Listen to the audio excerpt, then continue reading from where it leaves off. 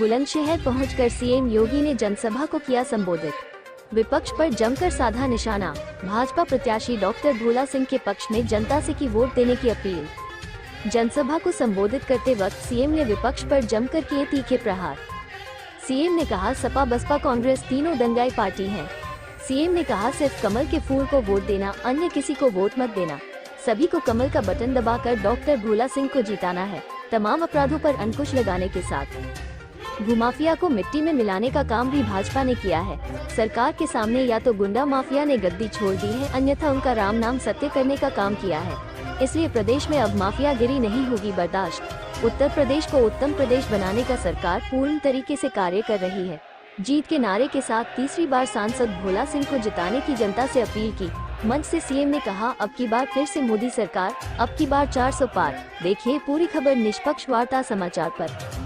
मेरे साथ बोलोगे भारत माता की, भारत माता की। उत्तर प्रदेश के यशस्वी मुख्यमंत्री, हम सब लोगों के नेता हमारे बीच में आ रहे हैं। एक बार जोरदार तालियों की गड़गड़ाहट से आप लोग उनका स्वागत करिए।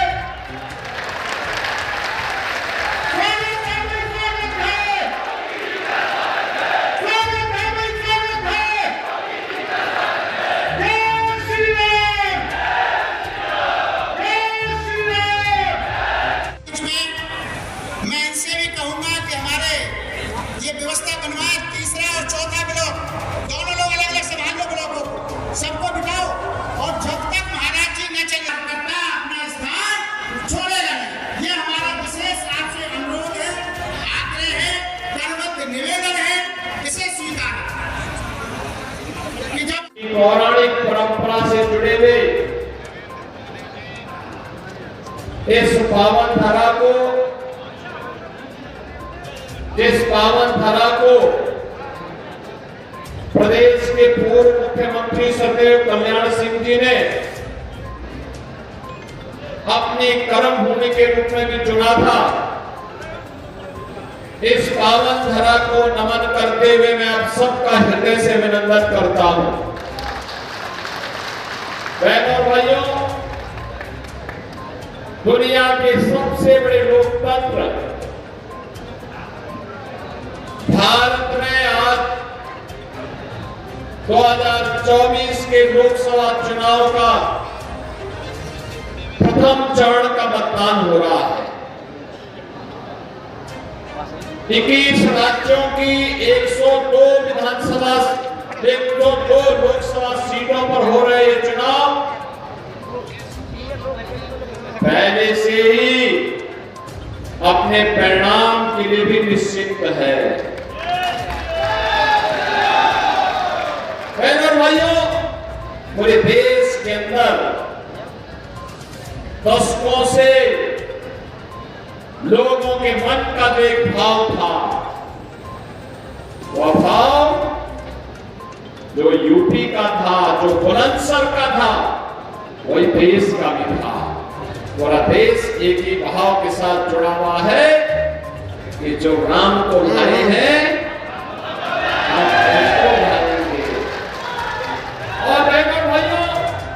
इस भाव के साथ जुड़ा हुआ पूरा भारत एक बार फिर से मोदी सरकार बनाने के लिए संकल्पित है। क्या संकल्प है? फिर एक बार, फिर एक बार, फिर एक बार, और अब की बार, अब की बार। बहनों और भाइयों, जो ये माहौल पूरे देश के अंदर है, आज द्वितीय चरण के मतदान के लिए आप सबका आह्वान करने के लिए हम लोग बुलंदशहर में आए हैं।